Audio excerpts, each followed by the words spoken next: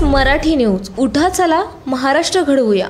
त्यांच्या बाजूने निकाल लागला नाही म्हणून समोरचे टीका करतायत असं वक्तव्य अमोल मिटकरी यांनी केलंय. अत्यंत आनंदाचा क्षण आहे. निवडणूक आयोगाने दिलेला निकाल अजितदादा यांच्या बाजूने आला आहे. आता पुढे पक्ष संघटना आणि पक्ष वाढीचं काम जबाबदारीने आम्ही पूर्ण करू. प्रत्येक कार्यकर्त्याला आनंद झाला तर जल्लोष झालाच पाहिजे. आम्ही जल्लोष करतोय, उद्या माझा केला नाही. निवडणूक आयोगाने निकाल त्यांच्या बाजूने दिला असता तर त्यांना आनंद वाटला असता. त्यांच्या बाजूने निकाल लागला नाही म्हणून अशा टीका करतायत. संजय राऊत आणि जितेंद्र आव्हाड यांना बोलण्यापलीकडे दुसरा उद्योग नाही. त्यांच्या बोलण्याला फार किंमत द्यावी असं वाटत नाही. 20-24 ताससाठी मुंबई प्रतिनिधी. नवनवीन अपडेट मिळवण्यासाठी पाहत रहा 20-24 तास मराठी न्यूज. उठा चला महाराष्ट्र घडवूया.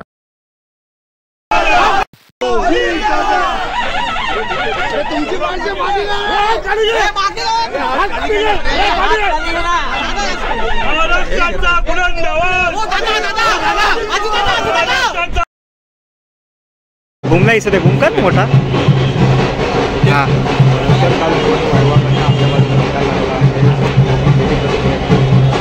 अत्यंत आनंदाचा क्षण आहे. निवडणूक आयोगाने दिलेला निकाल हा अत्यंत नम्रतापूर्वक राष्ट्रीय अध्यक्ष अजितदादांनी स्वीकारला आणि आम्ही प्रचंड आनंदी आहोत. आणि आता पक्ष संघटन आणि पक्षवाढीचं काम आम्ही महाराष्ट्रभरात जल्लोष साजरा केला जात आहे. आज देखील साजरा केला गेलो. साहजिक आहे, प्रत्येक कार्यकर्त्याला आनंद झाला तो जल्लोष झालाच पाहिजे. आम्ही जल्लोष केला, आम्ही उन्माद केला नाही. आज निकाल जर विरोधकांच्या बाजूला गेला असता तरी त्याचा उन्माद केला असता. अत्यंत नम्रतेनं जनतेने सुद्धा त्याचं स्वागत केलं.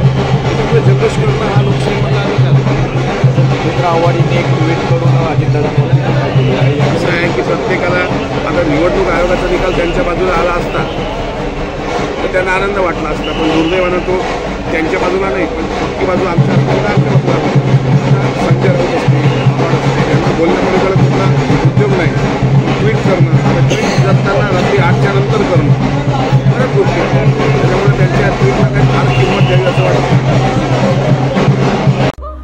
नवीन बातम्यांचे अपडेट पाहण्यासाठी 20-24 तास न्यूजला सबस्क्राईब करा आणि बेल आयकॉन प्रेस करा.